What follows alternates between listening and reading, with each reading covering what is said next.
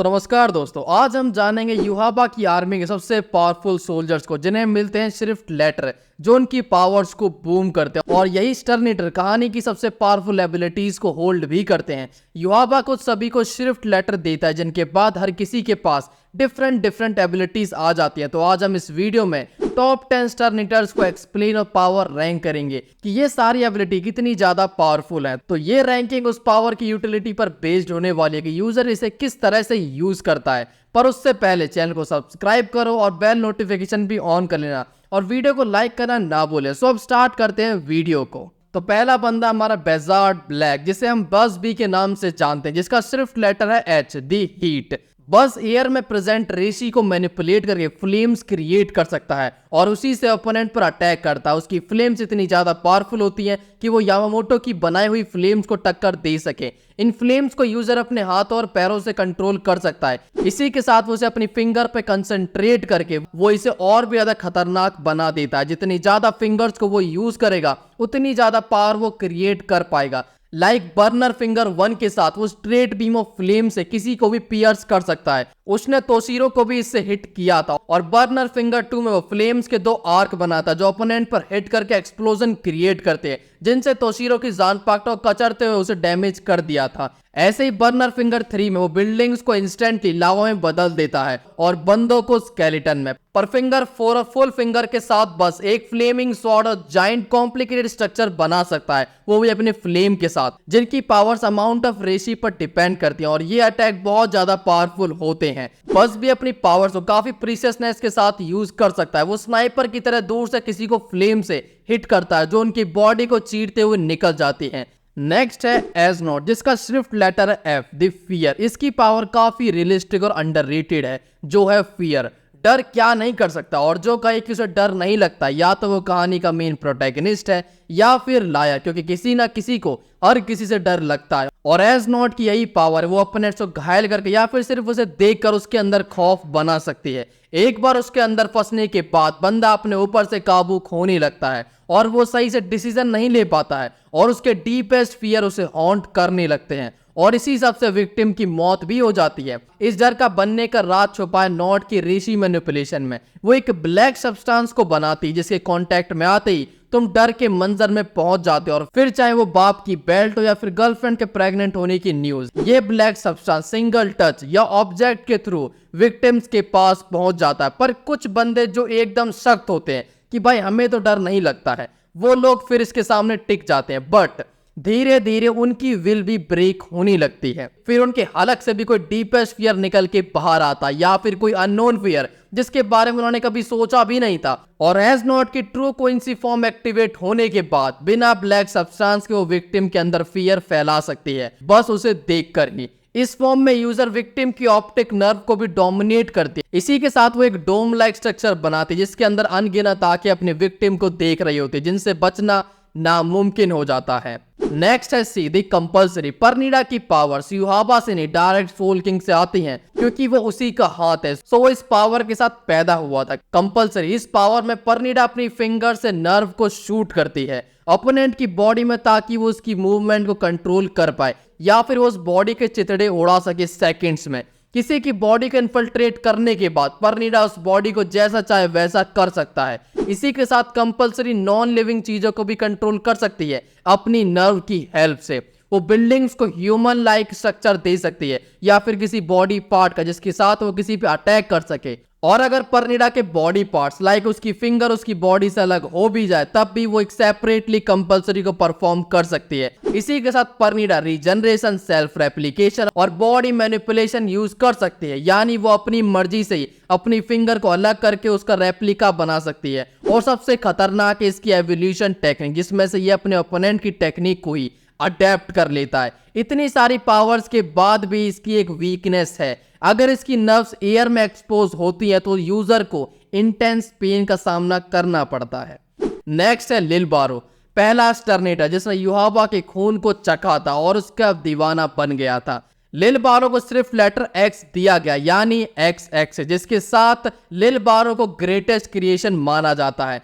X shift के साथ लिल बारो अपनी गन के साथ लिटरली किसी भी चीज को पेनिट्रेट कर सकता है और लिल बारो का निशाना कहीं भी चूकता नहीं है, फिर चाहे टारगेट और यूजर के बीच में कितना ही डिस्टेंस क्यों ना हो। पर लिल बारो के साथ भी एक प्रॉब्लम है, ईगो प्रॉब्लम। वो अपनी एक आंख ज्यादातर बंद ही रखता है क्योंकि उसके सामने आने वाले ओपोनेंट्स उसके लिए वीक हैं, तो वो अपनी साइड से एक एडवांटेज उन्हें देता है, बट वो दोनों आंखों को तब खोलता है जब उसके सामने कोई वर्दी अपोनेंट आ जाता है, और तब हम एक्स एक्सिस का फुल पोटेंशियल देख सकते हैं। एक्स एक्सिस लिल बारो को एक special version of Quincy Volt standing भी देता है जिसका नाम है जेलिल। जब लिल बारो जेलिल को एक्टिवेट करता है उसकी बैक पर विंग्स आ जाते हैं और युहाबा के ऑस्फोरेन के साथ उसकी ये फॉर्म और भी ज्यादा इवॉल्व हो जाती है जिसमें उसकी बैक पर 8 विंग्स आ जाते हैं और वो मल्टीपल लाइट को शूट कर सकता है। इस फॉर्म में लिल बारो एक स्पेशल स्टेट में पहुंच जाता है जहां पर उसे मारना इम्पॉसिबल हो जाता है, वो फिजिकली अनटचेबल बन जाता है इवन कीड़ों से भी, और वो कहीं भी टेलीपोर्ट कर सकता है। लिल बारो पर वोल स्टैंडिंग की सेकंड फॉर्म भी आ जाती है, इसमें वो अपनी बॉडी को रीजनरेट कर सकता है, वो अपनी बॉडी के शेप एंड साइज को मैनिपुलेट कर सकता है। इस फॉर्म में उसने सुनसुई को भी ओवर पावर कर दिया था, बट लिल बारो की ये गॉडली फॉर्म को देखने के बाद हमें पता चलता है कि इसे युहाबा की ग्रेटेस्ट क्रिएशन क्यों कहते हैं। एक से बढ़कर दूसरी फॉर्म में लिल बारो को ऑफेंसिव और डिफेंसिव दोनों एस्पेक्ट में इनविंसिबल बना देती है।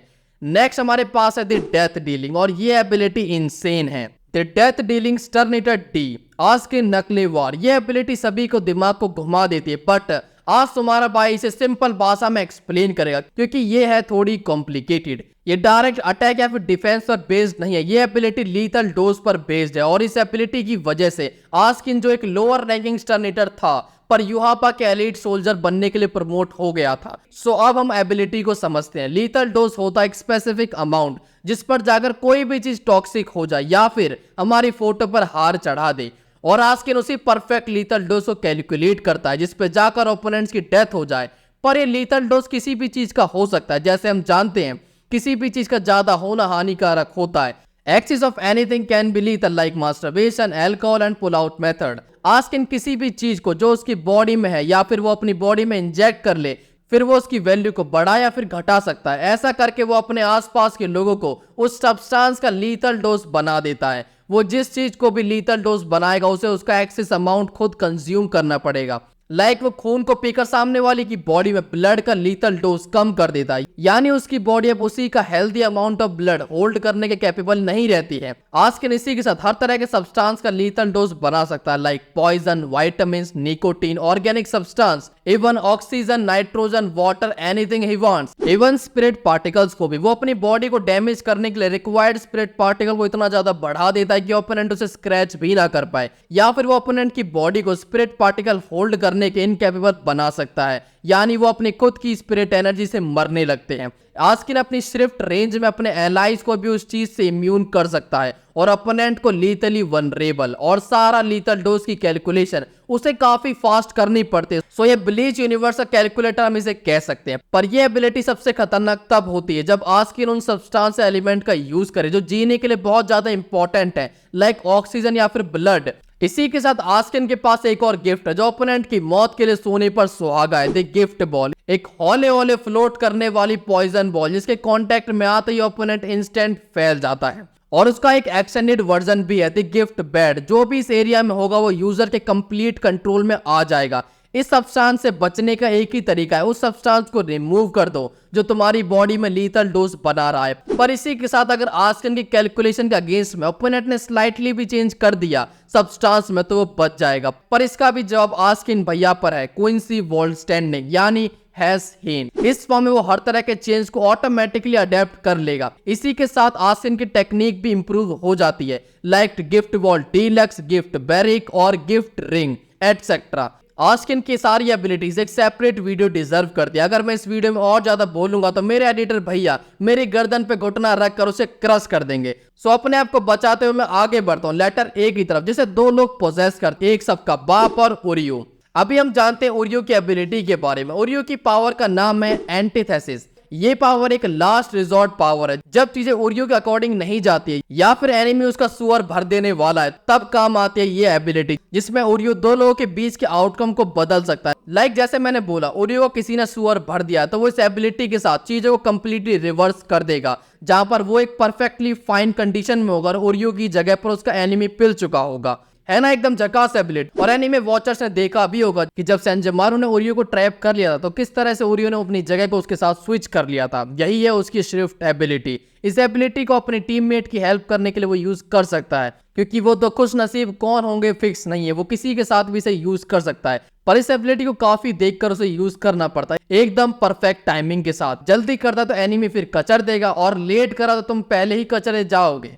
नेक्स्ट है लेटर बी, बैलेंस, यानी क्विंसी ग्रैंड मास्टर जुगराम, जो अपनी बैलेंस की पावर से मिस फॉर्च्यून को बैलेंस करता है। वो इसे एब्जॉर्ब करके अपने अकॉर्डिंग रीडिस्ट्रीब्यूट कर सकता है। अगर उसके ऊपर मिस फॉर्च्यून आता है तो वो उसकी फ्रंट शील्ड में स्टोर कर जाता है और फिर वो अपोनेंट पर रिलीज कर सकता है। इवन वो अटैक जो यूजर को पहले ही लग चुके हैं वो इस शील्ड के साथ रिवर्स हो सकते हैं। सो ये शील्ड जुगराम का डिफेंस और अटैक दोनों है और ये बैलेंस की एबिलिटी से ओवर पावर बना देती है। उसका एनिमी कितना पावरफुल क्यों ना हो, दोनों के बीच कितना ही पावर गैप क्यों ना हो, डजंट मैटर।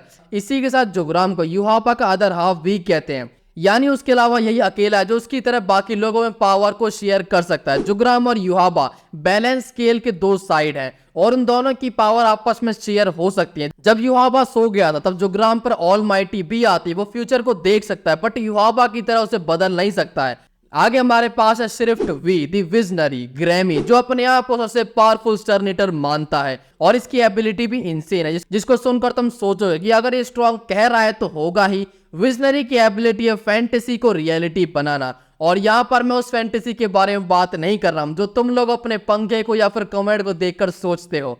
यहाँ पर मैं बात कर रहा हूँ जो भी कुछ ग्रैमी के दिमाग में आएगा वो रियलिटी बन जाएगा। लाइक अगर ग्रैमी सोचे कि वो एक स्वॉर्ड को बिना किसी डिफेंस के रोक सकता है तो वो उसे रोक सकता है, वो इतना ड्यूरेबल बन जाएगा। और सोचे कि सारे वुंड्स हील हो जाए तो वो हील हो जाएंगे। और वो एलिमेंटल पावर क्रिएट कर सकता है हर तरह की, फायर, आइस, लावा, रॉक, एनीथिंग, जो भी सोचे वो। या फिर वो सोचे कि अपना एडिटर बाबू रात के 12 बजे छत पर चढ़कर परिंदों को देखकर संबंध बनाता है तो वो बनाएगा।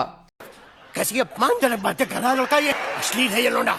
यही रियलिटी होगी। इस इमेजिनेशन को रियलिटी बनाने की पावर ही सबसे ज्यादा क्रेजी है।